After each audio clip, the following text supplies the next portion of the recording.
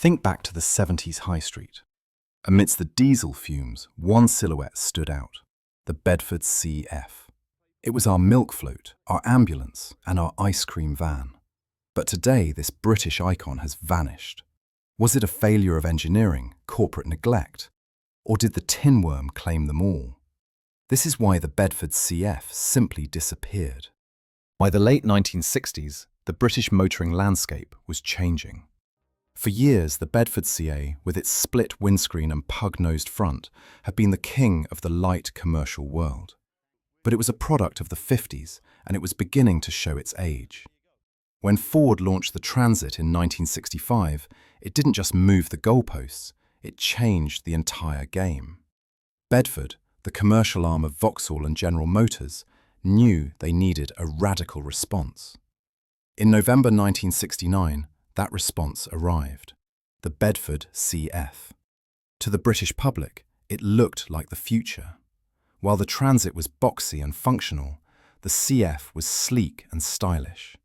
It borrowed heavily from the Coke bottle design language seen in American Chevrolets, giving it a swagger that no other van on the road possessed. But the brilliance of the CF wasn't just skin deep. Underneath that curvaceous body sat a piece of engineering that truly set it apart: independent front suspension. While Ford drivers were bouncing around on leaf springs, feeling every pothole in the city, the Bedford driver enjoyed a ride quality that felt more like a saloon car than a delivery vehicle. The genesis of the CF was also defined by choice.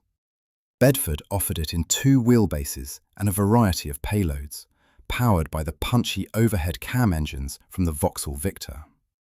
This was the era of the slant-4 engine, providing a smooth power delivery that made the CF a joy to drive on the newly expanding motorway network.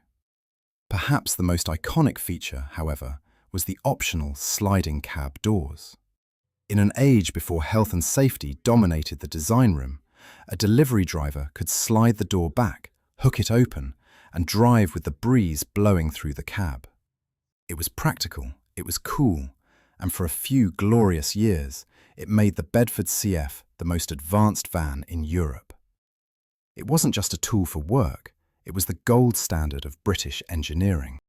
As the 70s rolled in, the Bedford CF transitioned from a mere commercial success to a bona fide cultural phenomenon. It was the era of the owner-driver, and the CF was the undisputed king of the road. If you were a tradesman in 1974, owning a Bedford meant you had arrived. It was the workhorse of choice for the General Post Office, the reliable transport for the St. John ambulance, and, most famously, the quintessential British ice cream van. But beyond the daily grind, something extraordinary was happening. The CF was about to become the poster child for one of the most vibrant subcultures in British motoring history: the vanning craze.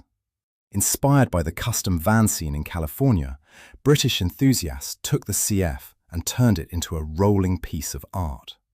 Because of its American styling, that snub nose and those flared wheel arches, it was the perfect canvas. Suddenly, the local DIY shop wasn't just selling wood for shelves, they were selling plywood for custom cocktail bars in the back of vans. We remember them well: the street vans with their deep dish wolf race wheels, side exit exhausts, and those iconic bubble windows cut into the side panels.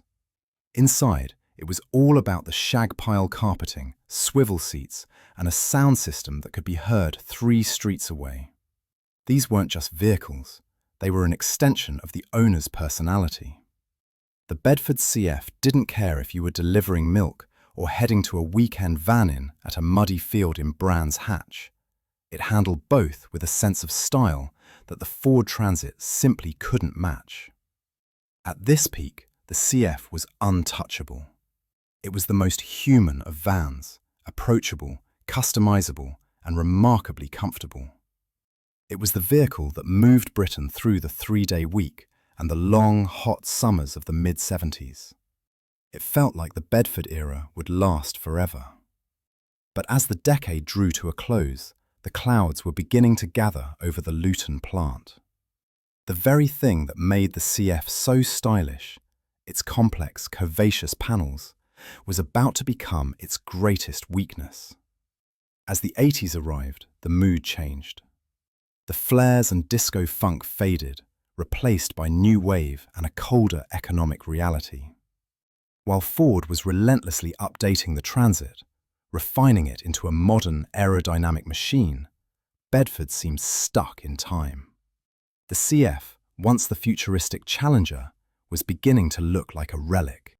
In 1984, General Motors finally attempted to answer the critics with the CF2. On paper, it was a solid improvement. The thirsty slant-4 Vauxhall petrol engines were replaced by robust 2.3-litre Opel diesels. The noisy, rattling gearbox was swapped for a smoother ZF unit, and the brakes were finally upgraded to discs at the front. But visually, it was a disappointment. The charming metal grille was replaced with a cheap, blunt plastic nose that fooled no one. It was a facelift in the truest sense, applying a bit of makeup to a 15-year-old design. But the real enemy of the Bedford CF wasn't the Ford Transit, nor was it the outdated styling.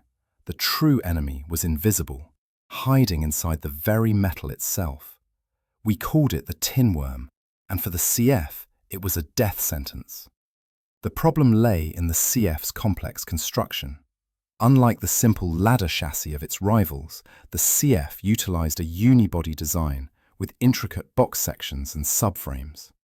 It gave the van its wonderful handling, but it also created perfect little traps for British mud and road salt. Moisture would seep into the sills, the wheel arches, and, most dangerously, the front suspension mountings. They didn't just rust, they dissolved. By the mid-80s, MOT failures were skyrocketing. Owners watched helplessly as their beloved vans began to crumble from the inside out. Fixing a rusted Transit was a welding job. Fixing a rusted CF was often a structural nightmare that cost more than the van was worth.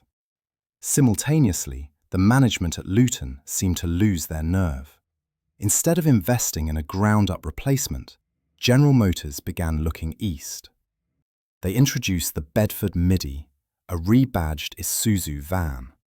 It was narrow, tall, and utterly devoid of the character that made the CF special. It was a stopgap solution that signaled a lack of confidence in British manufacturing. The writing was on the wall.